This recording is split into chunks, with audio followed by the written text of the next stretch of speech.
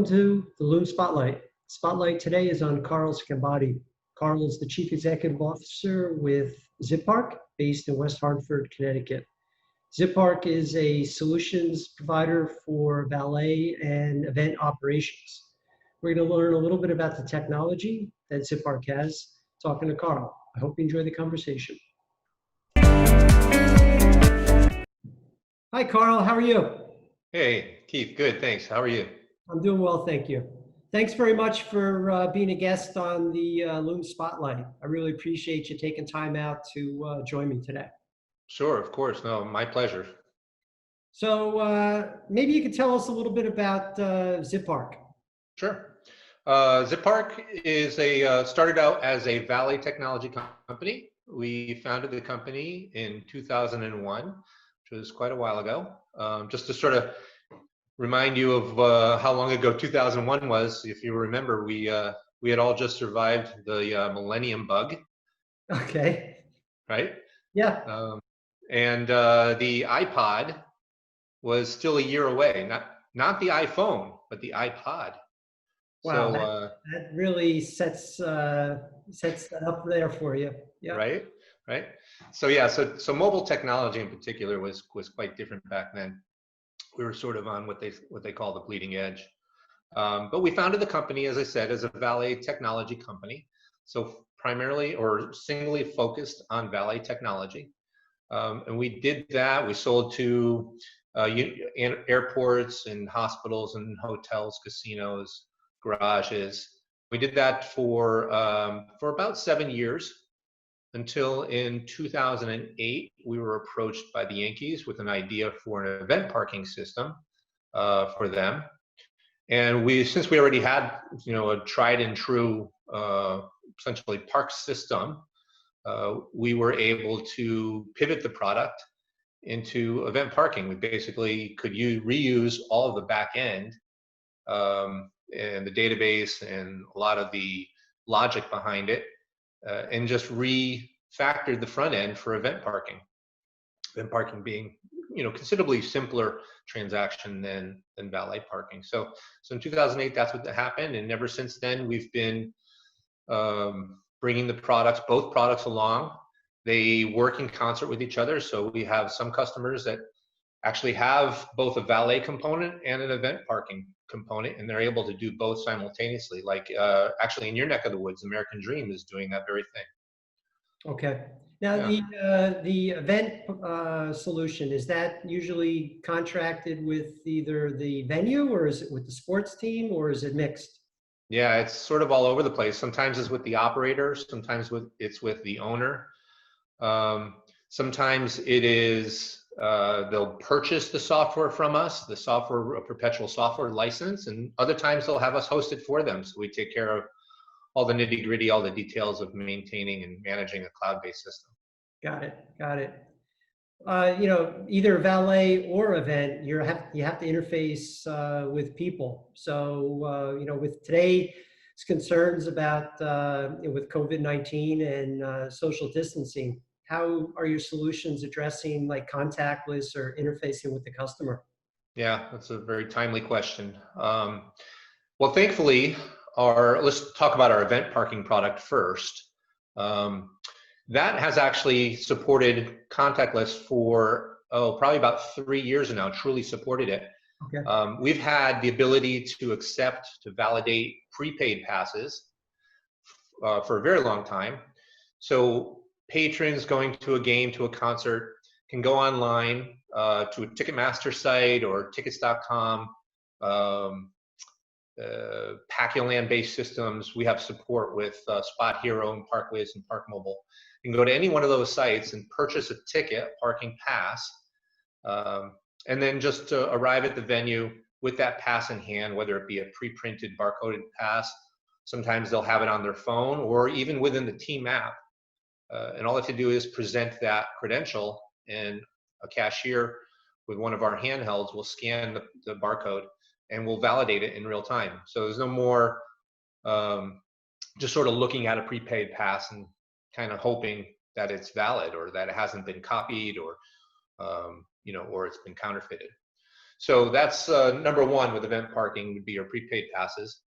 As far as payments go, our system has, for the last 3 years, supported near field communications, NFC.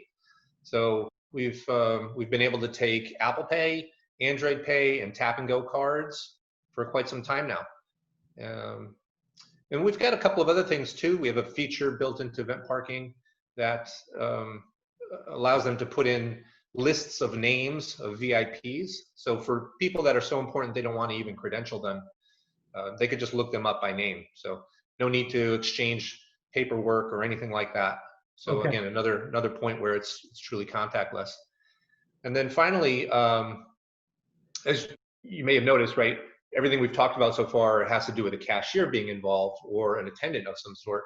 But we also do have in-lane readers. So if they wanted a fully automated lane, they can put one of our barcode readers in lane. And then when a patron pulls up with their pass, they simply scan it themselves and they don't even have to see a cashier. Okay. Yeah. So that's the event side of the business. On the valet side, again, a lot of it is, some of it's still the same. We support NFC payments. We recently just built in the ability to fully support prepaid reservations. Again, the same ticket sellers that I mentioned before, but in this case, it's for valet transactions. So whereas on the event side, you would present that pass on entry, with valet, you present the reservation at exit, and then we can calculate the value of that reservation and adjust it off of your standard parking transaction. Okay. All right. So there's those reservations. We also have a text to retrieve feature so that the patron doesn't have to go see an attendant to get their car retrieved. They can just use their phone and text a request to have that car retrieved for them. And they'll make the payment either at a pay on foot or they would make it with the app or something like that? Right, right. The pay on foot's a really good, a good point to bring up.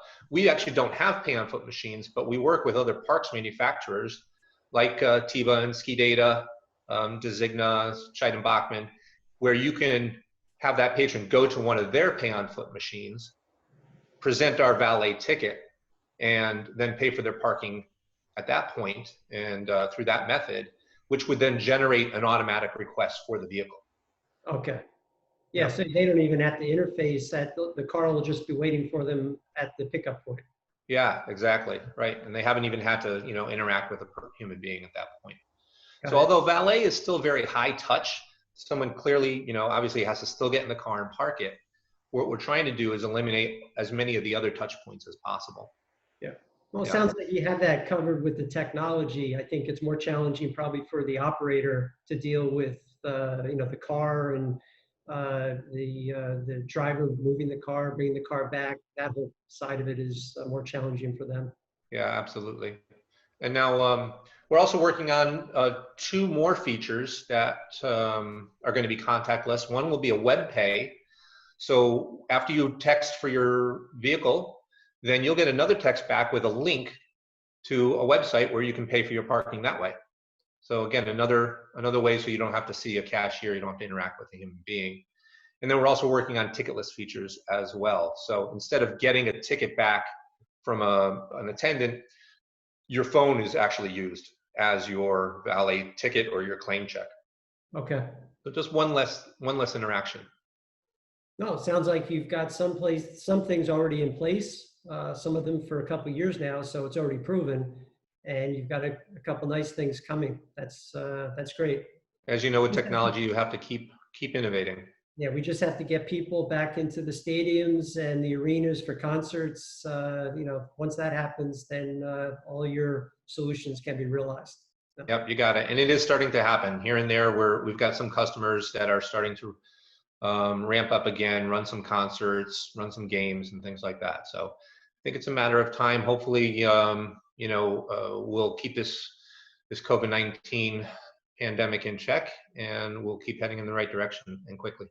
No, well, thank you very much. If you have a couple more seconds, I'd like to end these with the Loom lightning round, a series of a couple of questions just to see the personality of Carl. All right, let's do it. Let's go. Uber or Lyft? Lyft. Favorite hobby? Oh, currently playing platform tennis. Okay. Favorite subject in grade school? Math. Cash, credit, or app? App. Best concert you went to? Oh, wow. So many good ones. I would say Santana. Wow. Okay. That was before 2001? No, that was actually not too long ago. Oh, really? Okay. Something, if you could learn something new, what would it be?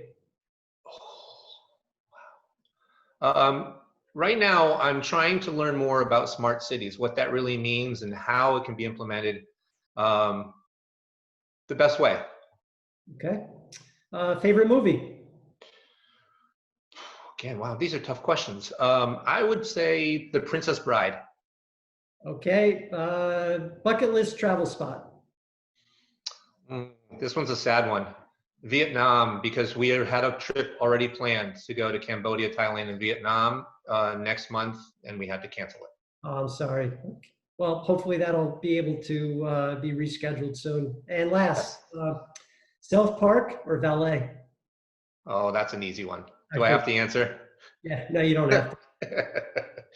Well, Carl, thank you very much for joining me. I really appreciate you taking the time, and hopefully we can see each other in person soon.